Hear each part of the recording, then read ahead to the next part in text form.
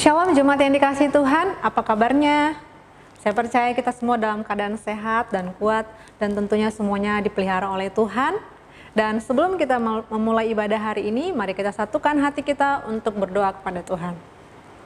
Kami bersyukur Tuhan untuk hari ini kami boleh ada, kami boleh sehat, kami boleh kuat, semua karena pertolongan Tuhan, semua karena penyertaan Tuhan dalam kehidupan kami. Tuhan, sebelum kami memulai ibadah ini, kami mau serahkan seluruh hidup kami, seluruh hati kami untuk benar-benar sungguh-sungguh menikmati hadirat Tuhan sepanjang ibadah ini Tuhan. Dan biarlah lawatan-Mu mengalir, bekerja bagi setiap jemaat-Mu Tuhan yang sedang beribadah di rumah masing-masing pada hari ini. Tuhan berkati juga Tuhan pujian penyembahan yang akan dibawakan oleh hamba-hamba Tuhan, oleh pelayan-pelayan Tuhan. Bahkan hamba-Mu yang akan menyampaikan firman-Mu Tuhan, urapi Tuhan pakai dengan luar biasa, sehingga firman yang disampaikan boleh menjadi berkat bagi setiap kami, boleh menjadi kekuatan, pengharapan bagi setiap kami Tuhan. Lawat setiap hati kami Tuhan. Terima kasih Yesus, kami berdoa dan bersyukur. Haleluya. Amin. Selamat beribadah, Tuhan Yesus memberkati. Shalom Bapak Ibu. Shalom. Sekali lagi shalom. Shalom. Yang di belakang shalom. Haleluya, puji Tuhan kita bisa berkumpul kembali pada hari ini. Semua karena anugerah Tuhan, amin. Sebelum kita mulai ibadah, saya undang semuanya untuk bangkit berdiri. Mari kita berdoa. Bapak, kami bersyukur Tuhan Yesus buat pagi hari ini. Karena kasih anugerah Tuhan dalam kehidupan kami. Biarlah kami memuji dan memuliakan Engkau Tuhan. Layakkanlah kami Tuhan dengan kasih kekudusan-Mu Tuhan dalam kehidupan kami. Agar pujian pada hari ini Tuhan menyenangkan hati-Mu. Terima kasih Allah Bapa, kami bersorak dan memuliakan Engkau Tuhan. Di dalam nama Tuhan Yesus. Haleluya. Amin. Mari kita bersuka cita pada pagi hari ini Bapak Ibu. Haleluya.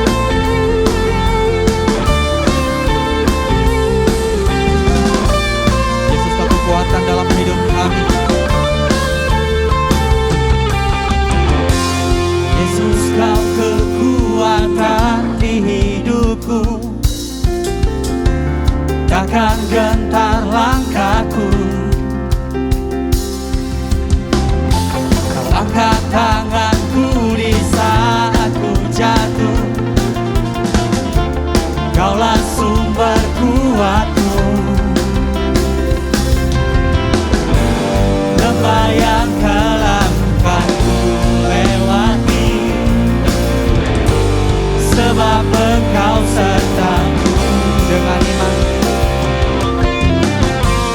dengan imanku ku diselamatkan oleh kuasa Yesus. Sama-sama di hadapan Tuhan. Angkat tanganku, sorakan haleluya. Nama-Mu berkuasa, surga bumi nyatakan. Ku angkat tanganku, nyatakan Kau hebat. Allah yang perkasa, berkuasa selamanya.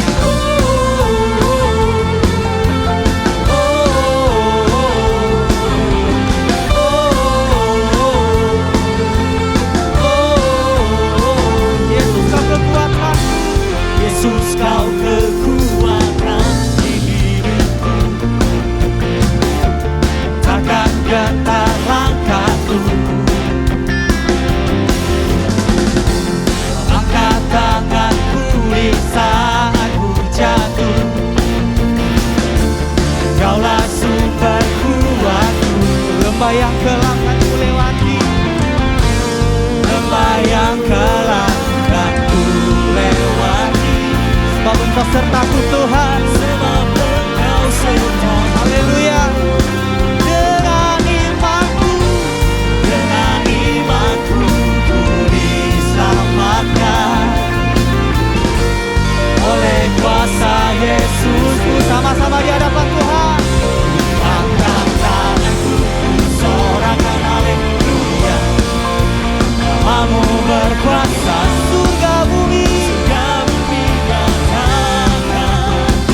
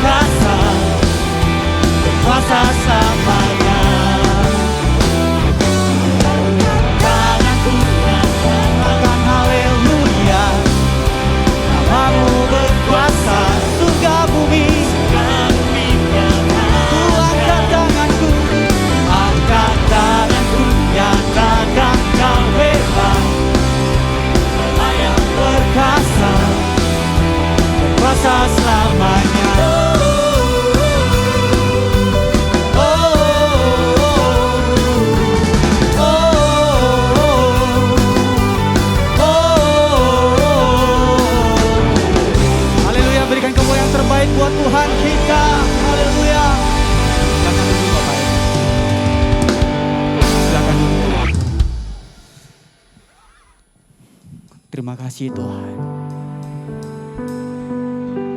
Betapa dahsyat Tuhan Engkau dalam kehidupan kami.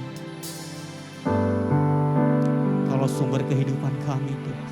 Engkau sumber kekuatan kami. Terima kasih Tuhan, terima kasih.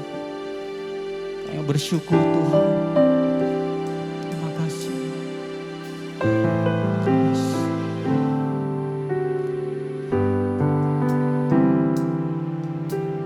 Betapa dahsyat Engkau Tuhan, pencipta segala yang ada. Dulu sekarang sampai selamanya, hanya Engkau Tuhan. Tak terselami pikiranmu, tak terukur panjang setiamu. Dulu sekarang sampai selamanya, hanya Engkau Tuhan. Ku sembah Engkau Yesus, hanya Engkau Allah hidupku. Tiada yang lain, hanya Kau, hanya Engkau Tuhan. Selamanya Kau tetap Allah, walau dunia semua bergoncang. Tak tergoyahkan, Kau tetap Allah. Haleluya.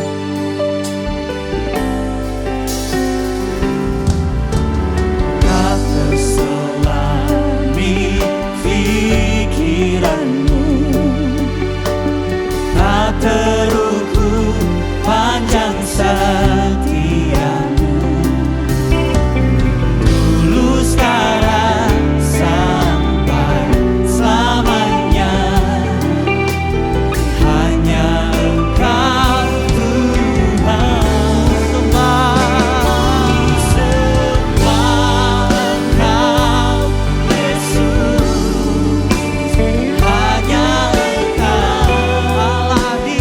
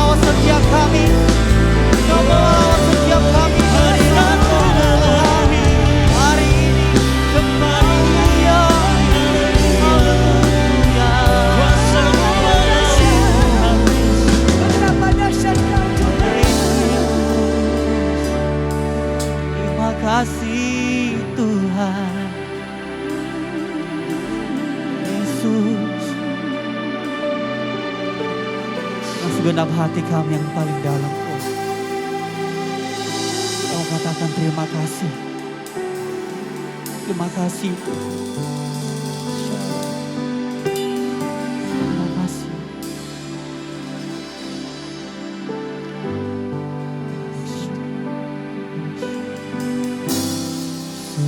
Sujud di altarnya, ku bawa hidupku, bawa hidup kami di hadapan. Ku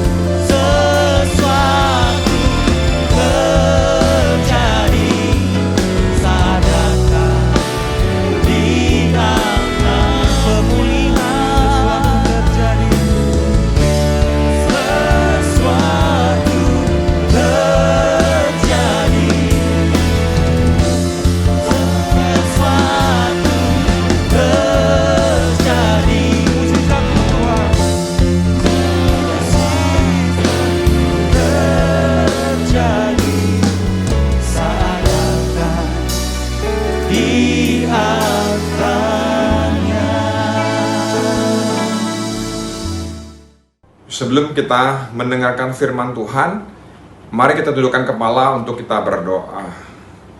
Tuhan, kami sungguh bersyukur buat pujian penyembahan yang sungguh memberkati. Sekarang buka hati dan pikiran kami untuk mendengarkan kebenaran firman-Mu. Biarlah firman Tuhan disampaikan pada pagi hari ini sungguh memberi kekuatan, pengharapan, dan jawaban atas setiap pergumulan dan kesulitan yang sedang kami hadapi saat sekarang ini. Berfirmanlah Tuhan, kami siap untuk mendengarkannya dalam nama Tuhan Yesus Kristus. Haleluya. Amin. Teman-teman, pagi ini saya ingin berbagi tentang murid yang ke-11. Ya, sangat khusus, sangat berbeda, karena dia adalah Yudas Iskariot. Ya, tidak banyak yang bisa digali di Alkitab, tapi saya banyak mendapat masukan dari Bill Crowder, sehingga beberapa statementnya dia dan segala macam saya ambil untuk melengkapi bahan kita untuk murid yang ke-11 kali ini. Ya, Yudas Iskariot. Saudara, nama Yudas di Perjanjian Baru yang dekat-dekat di situ ada 3 yang keluar. Yang pertama Yudas Iskariot, sang pengkhianat. Ya, ini yang akan kita bahas. Ya. Kemudian ada juga dikatakan Yudas yang bukan Iskariot. Itu murid Yesus. Kalau di serial yang ini kita sudah bahas di murid yang nomor 9. Kemudian ada lagi seorang Yudas, penulis salah satu surat di Perjanjian Baru. Ya, sebelum Wahyu, itu diyakini sebagai saudara Yesus. Ya. Nah, saudara, Yudas Iskariot ini tidak ada catatan silsilah keluarga maupun asal-usul atau latar belakang. Sangat sedikit informasi tentang dia. Tetapi hanya ada tertulis di Yohanes 6 ayat 71 yang berkata bahwa ayahnya bernama Simon Iskariot. Gitu ya. Nah, kenapa dia dipilih? Dan kenapa dia mau menjadi murid Yesus? Itu tidak ada informasi, saudara. Semua tidak ada yang bisa digali, selain beberapa yang memang tertulis di Alkitab. Tetapi sebelum kita menggali lebih dalam, paling tidak, saudara, ada 2 kriteria yang bisa menjadi label atau tagline daripada Yudas ini. Ya. Yang pertama, dia orang yang paling dipercaya. Di dalam Yohanes 13 ayat 29, karena Yudas memegang kas, ada yang menyangka bahwa Yesus menyuruh dia membeli apa-apa yang perlu untuk perayaan itu, atau memberi apa-apa kepada orang miskin.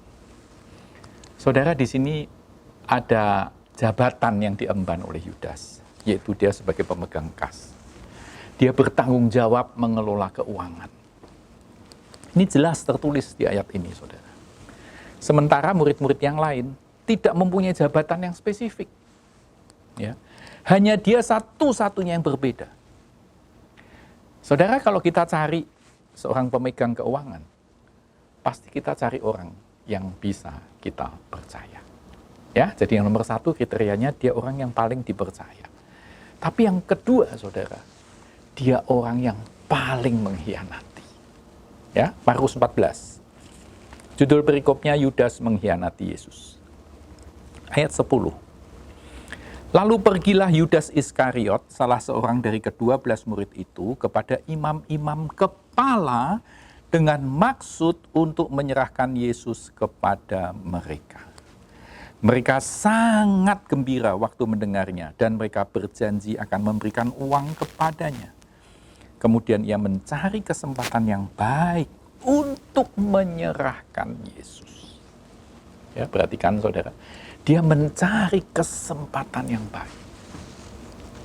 Kemudian ayat 43, waktu Yesus masih berbicara, muncullah Yudas, salah seorang dari ke-12 murid itu, dan bersama-sama dia serombongan orang yang membawa pedang dan pentung, disuruh oleh imam-imam kepala, ahli-ahli Taurat dan tua-tua.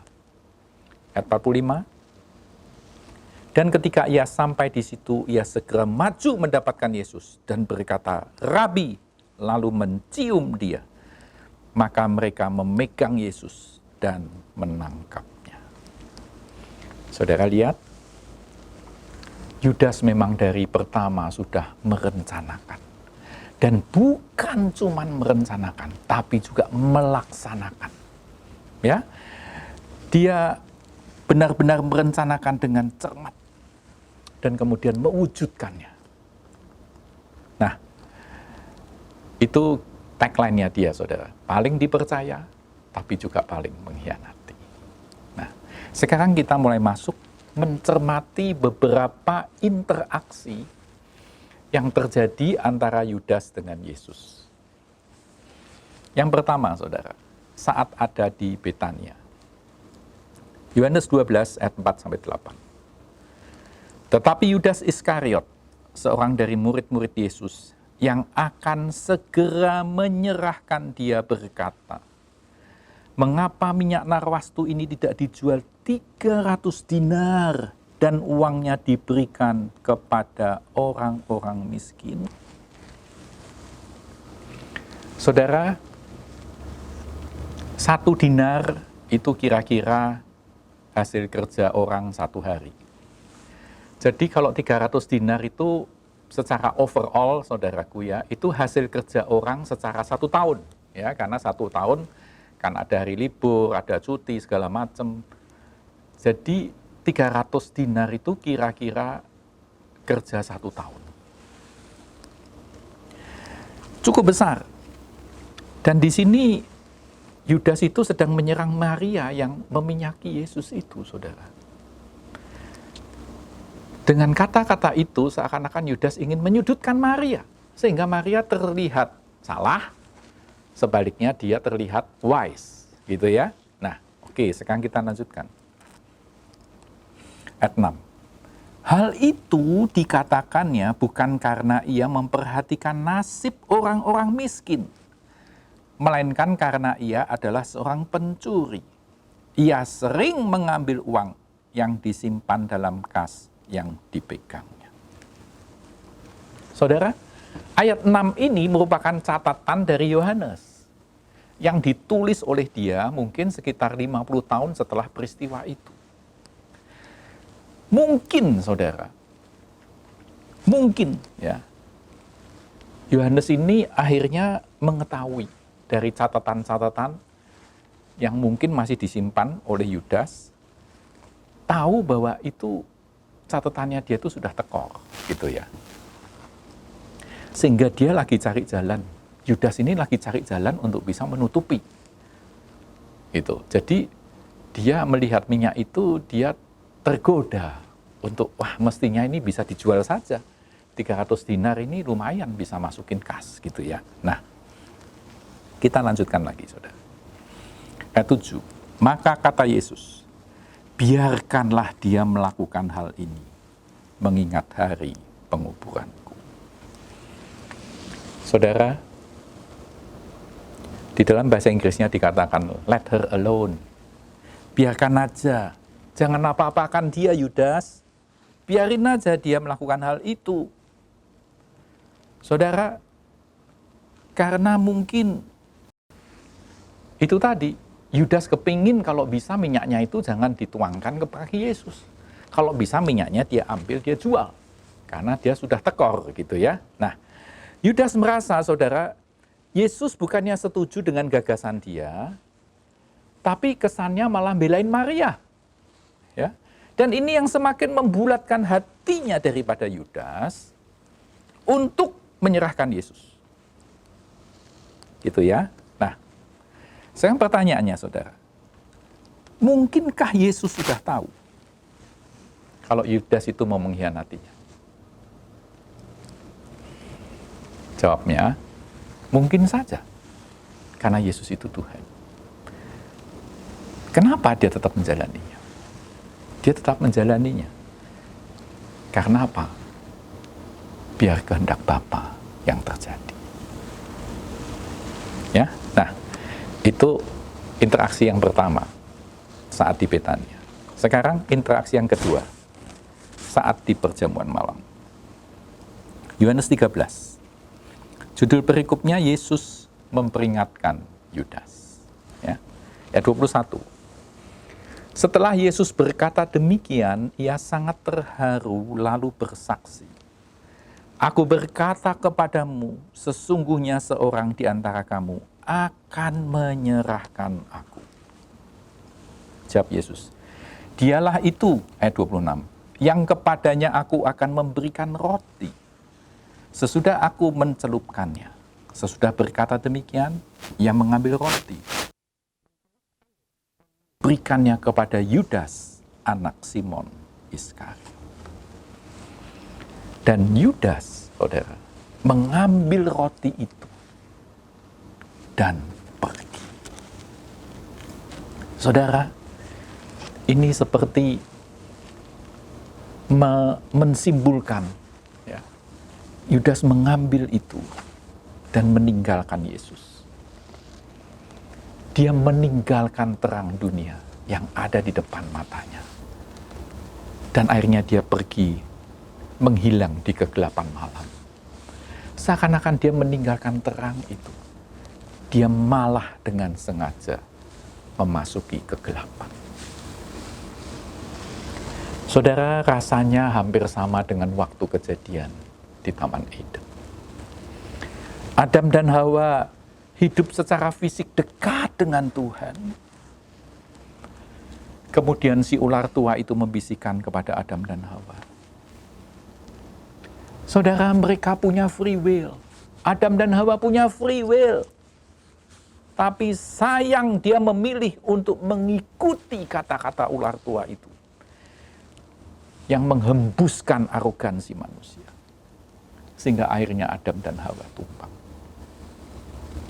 Maksud saya, saudara, hati-hati yang buat kita semua, yang masih hidup, dan yang masih diberi kesempatan untuk bisa memilih. Mari kita memilih yang benar. Saudara, maaf, Yudas merupakan contoh satu dari 12 murid Yesus. Tapi maaf, kalau sekarang dipresentasikan secara angka,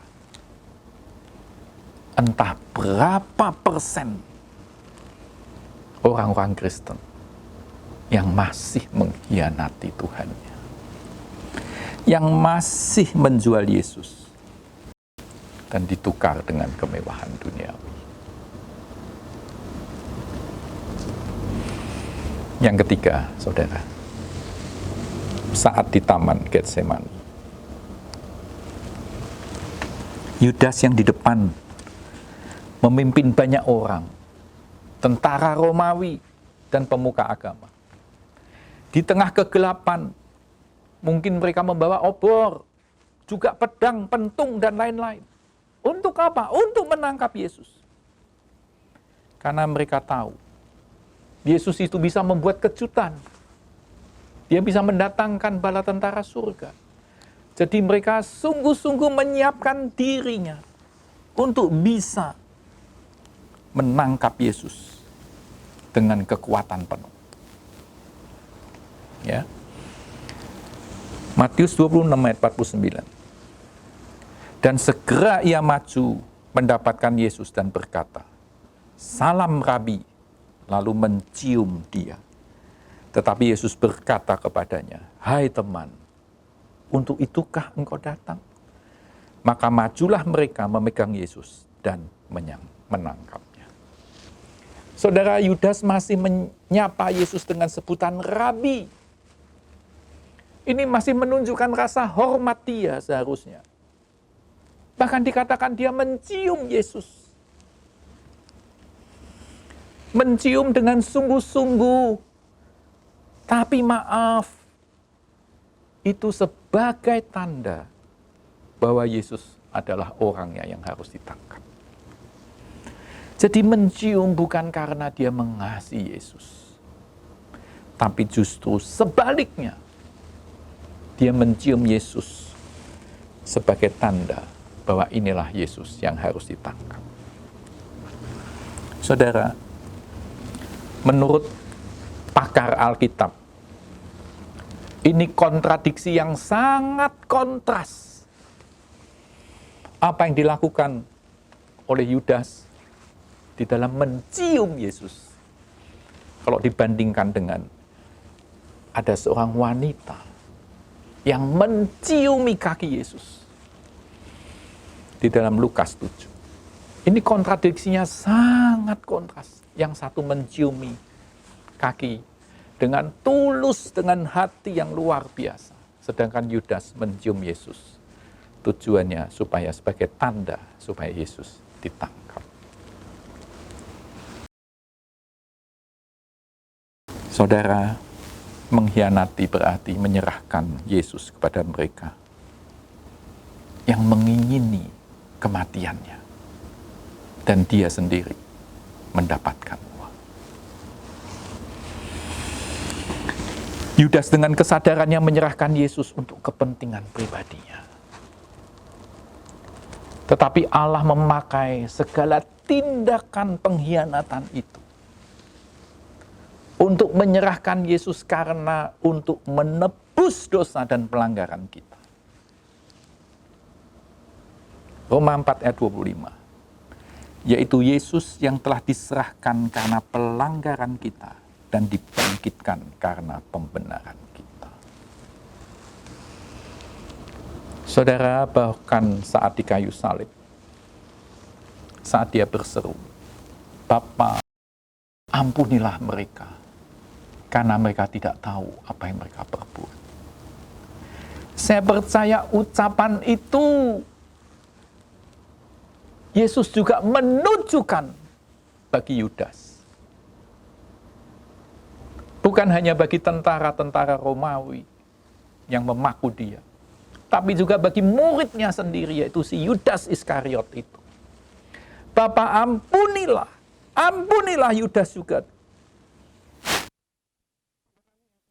Biasa, dia bukan hanya mengajar saat berkata seperti itu, tapi dia mempraktekkannya.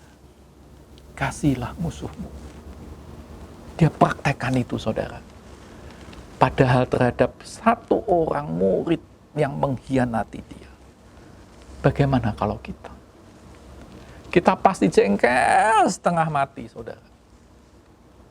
Tapi Yesus mendemonstrasikan dengan luar biasa.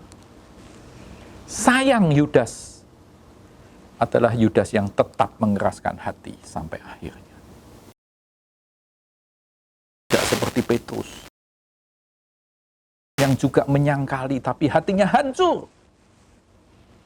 Petrus menangis terseduh-seduh. Saudara, menurut Bill Crowder ada 3 aspek yang ikut mewarnai tentang kejatuhan Yudas. Yang pertama, tindakan manusiawi Yudas. Matius 26.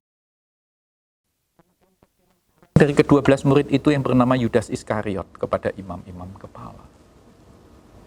Ia berkata, "Apa yang hendak kamu berikan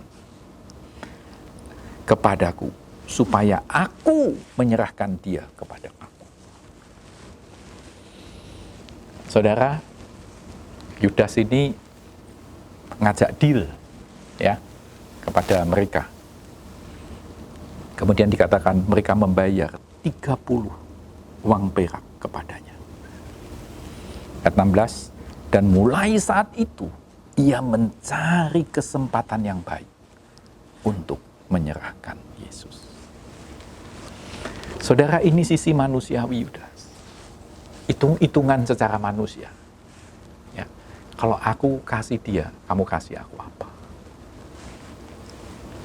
Kembali uang menjadi dasar pemikiran Yudas. Ya. 30 keping perak saat itu adalah harga bagi seorang budak.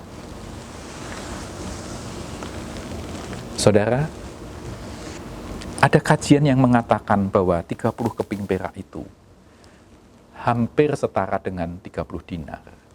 Ya. Gaji sebulan. Atau ada yang mengatakan gaji 4 bulan.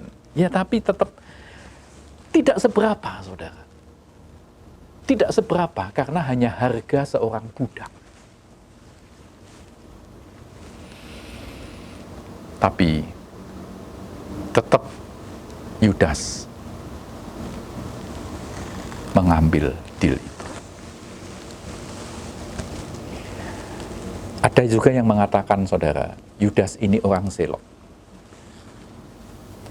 Jadi mungkin keinginannya dalam diri Yudas adalah Yesus ini nanti diangkat untuk menjadi pemimpin mereka.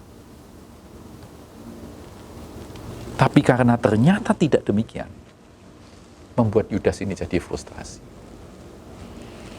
Sehingga malah sekalian dia mengkhianati Yesus.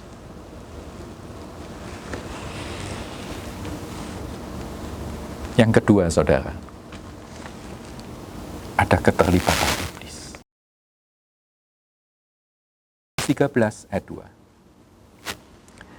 Mereka sedang makan bersama, dan iblis telah membisikkan rencana dalam hati Yudas Iskariot, anak Simon, untuk mengkhianati dia. Ya, jelas sekali ayat ini. Dan sesudah Yudas menerima roti itu, ia kerasukan iblis. Apa yang hendak kau perbuat, perbuatlah dengan segera. Lukas 22 ayat yang ketiga ditulis seperti ini, saudara. Maka masuklah iblis ke dalam Yudas yang bernama Iskariot, seorang dari ke-12 murid itu. Saudara lihat di sini. Memang ada keterlibatan iblis. Tapi Yudas membuka celah. Kita lihat yang tadi pertama, dia membuka celah. Dia deal dulu dengan pemuka-pemuka agama waktu itu. Dia membuka celah sehingga iblis masuk menguasainya. Saudara, bandingkan dengan Yesus waktu dia di Taman Getsemani. Dia bergumul sampai keringatnya seperti darah. Dikatakan mau mati rasanya di dalam border antara kehidupan dan kematian. Bahkan dia berteriak, kalau boleh biarlah cawan ini lalu daripadaku. Tapi koma. Namun, biarlah kehendakmu yang jadi.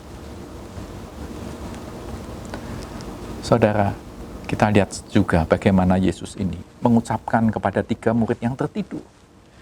Dia berkata, berjaga-jagalah kamu, karena roh memang penurut, tapi daging lemah. Saudara, ini juga dialami oleh Yesus. Karena beliau itu bukan cuma omong, tapi memberi teladan yang nyata. Dan Yesus memilih untuk melepaskan kehendak dirinya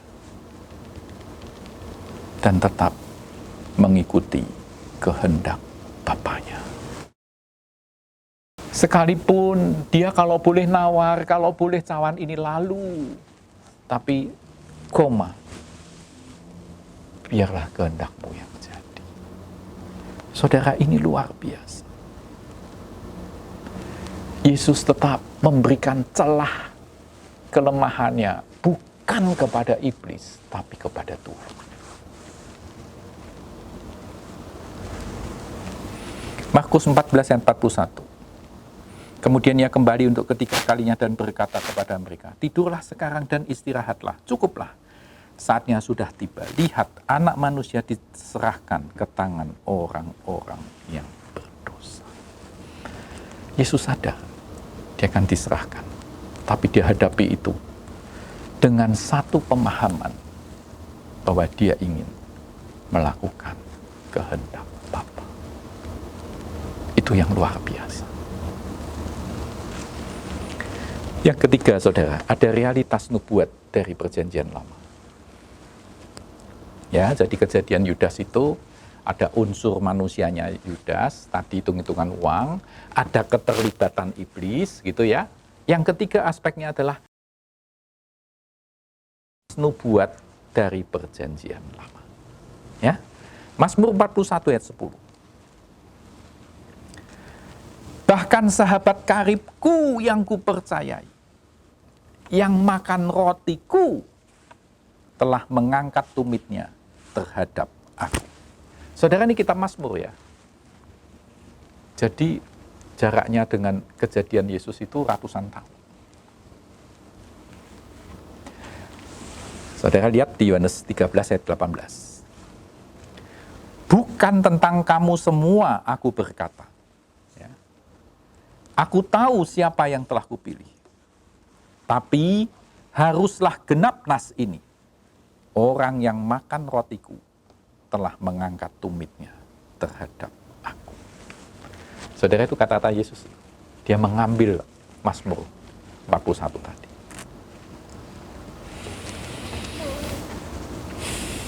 Kemudian Sakaria 11 ayat 12. Lalu aku berkata kepada mereka, jika itu kamu anggap baik, berikanlah upahku.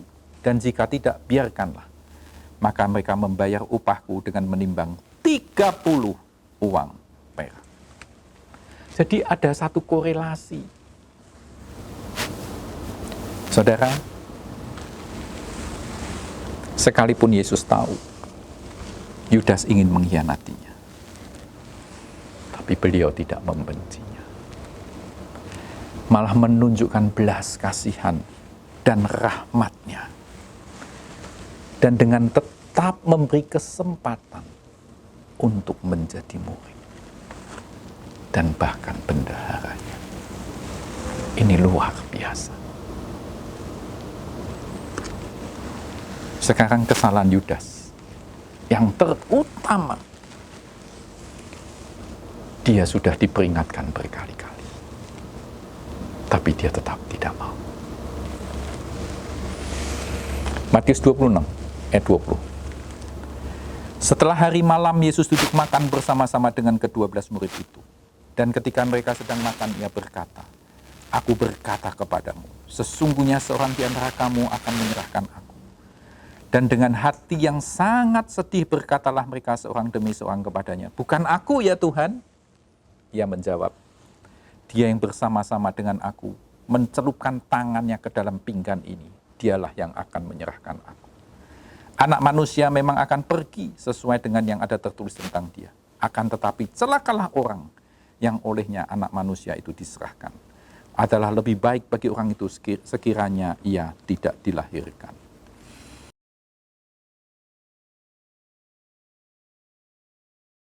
Itu menjawab katanya, bukan aku ya Rabi? Kata Yesus kepadanya, engkau telah mengatakannya. Saudara, peristiwa ini juga ditulis di Markus dan Lukas dan Yohanes. Jadi bagaimana Yesus memperingatkan Yudas itu. Semua murid-murid yang lain itu dengar dan sampai mereka menuliskannya. Karena keinginan Yesus itu semuanya diselamatkan, tetap menawarkan kabar baik. Dia tetap menganggap sahabat baiknya. Tadi di Mazmur itu yang dikutip sama dia. Sahabat karibku yang kupercayai mengangkat tumitnya meninggalkan aku.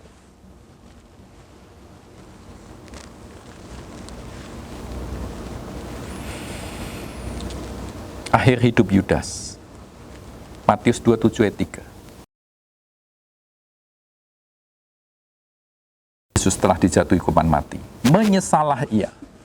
Lalu ia mengembalikan uang yang 30 perak itu kepada imam-imam kepala dan tua-tua.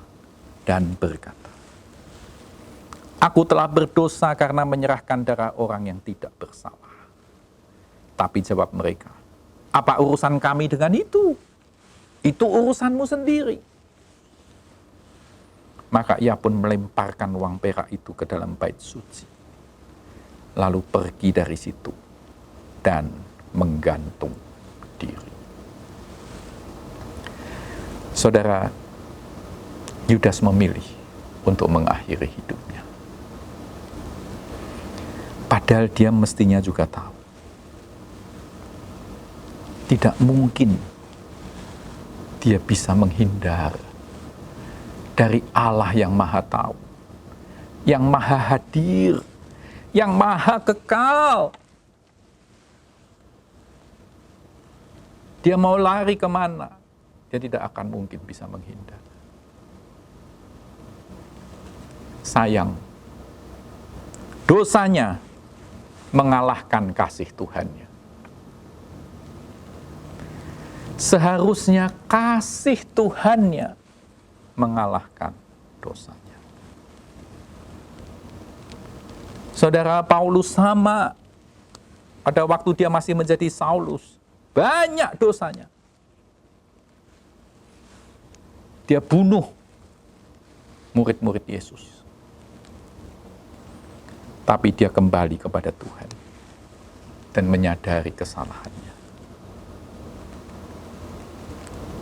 Yudas memang menyesali, tapi hanya sampai menyesal.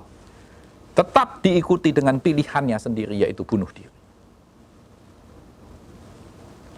Sedangkan Saulus, dia akhirnya memilih untuk berubah menjadi Paulus.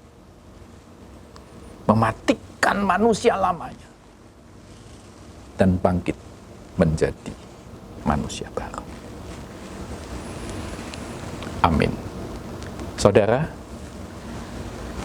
tidak kebetulan kalau kita sampai di murid yang ke-11 ini. Yudas Iskariot justru di awal tahun 2022, di mana Desember kemarin adalah bulan Natal, bulan di mana Allah mengaruniakan anaknya Yesus untuk menyelamatkan umatnya dari dosa. Sangat kontradiksi antara Yudas yang justru menjual dan mengkhianati Yesus. Ya, jadi semua tidak ada yang kebetulan. Kita ada di dalam satu perbandingan yang sangat kontras. Dan saya berharap kita semua yang masih diberi kesempatan, pilihlah yang baik, pilihlah yang benar, pilihlah Tuhan, penyelamat saudara dan saya. Saudara, mari kita masuki perjamuan kudus. Persiapkan dirimu supaya Tuhan boleh berkenan dan memberikan berkat-Nya kepada setiap saudara dan saya. Amin. Saudara, angkat roti ini dan dengarkan firman Tuhan. Dan ketika mereka sedang makan, Yesus mengambil roti, mengucap berkat, memecah-mecahkannya, lalu memberikannya kepada murid-muridnya dan berkata, ambillah, makanlah, inilah tubuhku. Saudara, mari kita berdoa bersama-sama. Bapa, kami mau mengimani sungguh bahwa ini adalah tubuh dan karunia Tuhan melalui perjamuan kudus ini. Biar kami sungguh boleh menjadi orang-orang yang diserap menjadi orang percaya, orang yang diselamatkan oleh Tuhan sendiri. Terima kasih Tuhan, secara khusus memasuki tahun yang baru ini. Biar sungguh kami boleh merasakan penyertaan-Mu yang sempurna menaungi kami. Dan biarkan kami boleh memilih apa yang benar dan berkenan kepadamu di dalam tahun ini Tuhan. Terima kasih Tuhan, Engkau beserta dengan kami. Layakkan setiap di antara kami untuk boleh menerima tubuh-Mu ini. Percayakah saudara bahwa roti ini adalah persekutuan dengan tubuh Kristus? Mari kita makan di dalam nama Tuhan Yesus Kristus.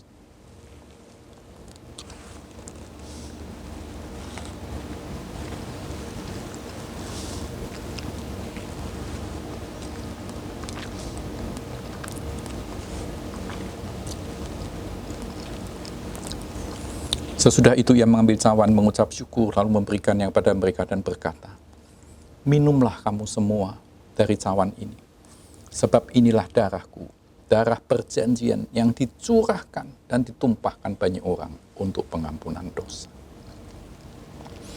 Percayakah saudara bahwa air anggur ini adalah persekutuan dengan darah Kristus? Mari kita minum di dalam nama Tuhan Yesus Kristus.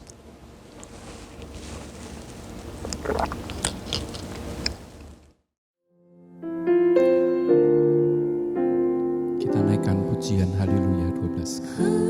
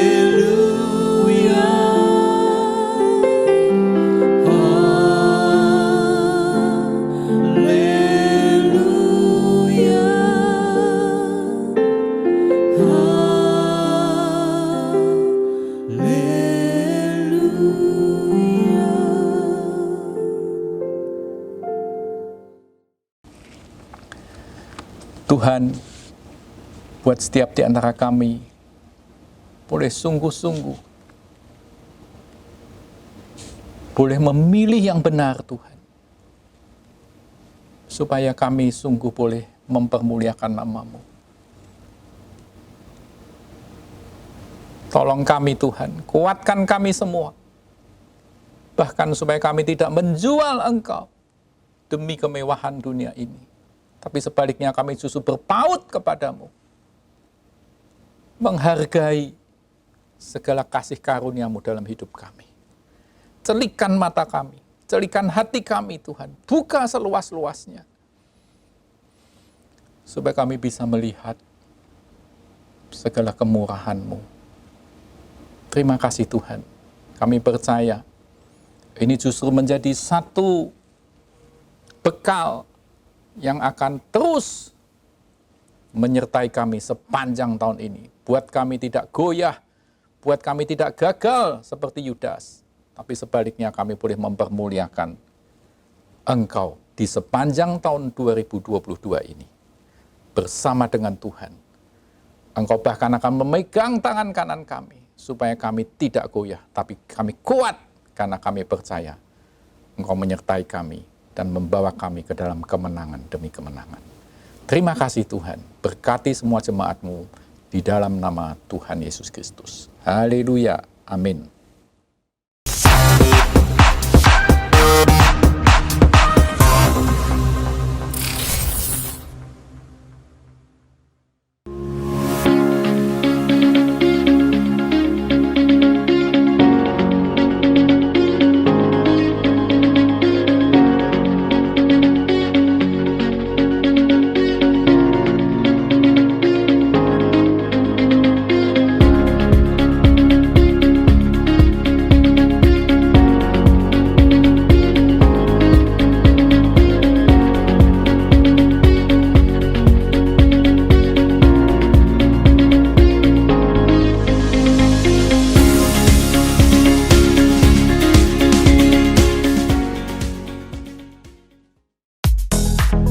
Kini hadir aplikasi GBI Battle di smartphone Anda. Berikut ini cara untuk mengakses aplikasi GBI Battle. Pertama, buka Play Store atau App Store di smartphone Anda, ketikkan GBI Battle, lalu klik Install. Jika sudah terinstall, buka aplikasi. Pilih gereja sesuai kota Anda beribadah.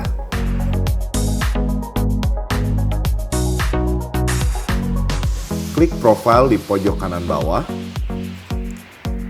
Klik login.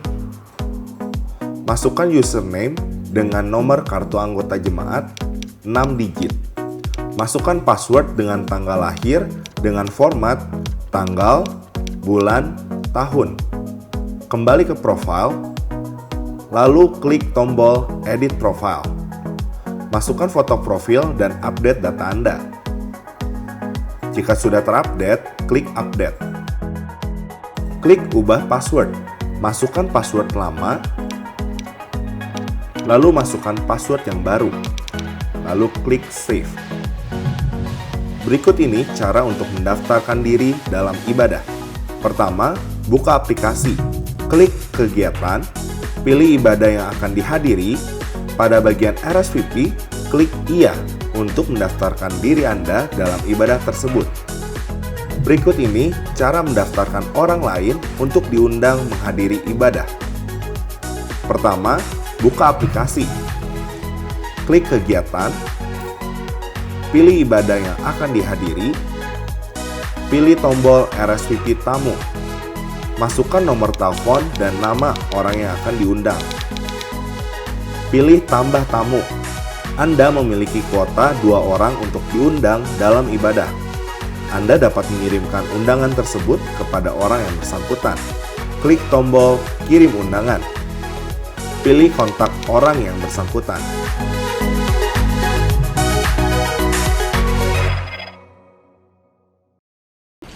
Shalom jemaat dikasih Tuhan, saya percaya kita semua diberkati dengan ibadah yang kita nikmati pada hari ini. Dan kebenaran firman Tuhan yang disampaikan oleh hambanya menguatkan dan mengencourage kita semua untuk tetap takut akan Tuhan. Sebentar kita akan mengakhiri ibadah kita. Sebelum kita akhiri ibadah kita, mari tundukkan kepala kita bersatu di dalam doa. Kami mengucap syukur Tuhan buat semua kebaikan anugerah Tuhan. Terima kasih kembali kami bisa beribadah semua karena anugerah Tuhan. Biarlah ibadah kami hari ini menguatkan iman percaya kami. Kebenaran firman Tuhan meneguhkan iman kami agar kami tak percaya kepada Tuhan. Tuhan, hari ini kami mau berdoa buat setiap hamba-hamba Tuhan yang mengambil bagian dalam pelayanan. Biarlah Tuhan memberkati, Tuhan menolong dan memampukan mereka agar mereka tetap hidup dalam kebenaran Tuhan. Kami berdoa juga Tuhan untuk para pemimpin rohani kami dimanapun mereka berada. Biarlah penyertaan Tuhan menyertai mereka. Kami tidak lupa berdoa juga Tuhan untuk pemimpin bangsa negara kami. Biarlah Tuhan tolong, Tuhan mampukan dalam mengembalikan pemulihan, kesehatan, ekonomi untuk bangsa kami dan keamanan bangsa kami. Kami percayakan semuanya hanya di dalam tangan Tuhan. Kami berdoa juga secara khusus buat jemaat Tuhan yang sakit hari ini. Di dalam nama Tuhan Yesus, oleh bilu-bilu Tuhan menyembuhkan mereka. Yang mereka beban berat, Tuhan akan beban berat mereka. Yang mereka putus pengharapan, Tuhan berikan pengharapan baru hanya di dalam Tuhan. Dan kami juga berdoa buat setiap kami yang beribadah hari ini. Biar penyertaan Tuhan sempurna dalam setiap kehidupan kami. Dan sebentar kami mengakhiri ibadah kami. Kami menyiapkan hati kami untuk menerima berkat daripada Tuhan. Saudara, sebelum kita akhiri, saya ingin supaya kita semua mengangkat tangan kita dan hati kita. Mohon supaya penyertaan Tuhan sempurna atas hidup kita. Biar berkat daripada Allah Bapa, kasih daripada Tuhan Yesus Kristus, persekutuan dan penghiburan dari Roh yang Kudus, biar itu tinggal dan menyertai kehidupanmu dan kehidupanku sepanjang tahun ini bersama dengan Tuhan. Biar segala berkat ini turun atas kita semua, mulai dari saat ini bahkan sampai selama-lamanya.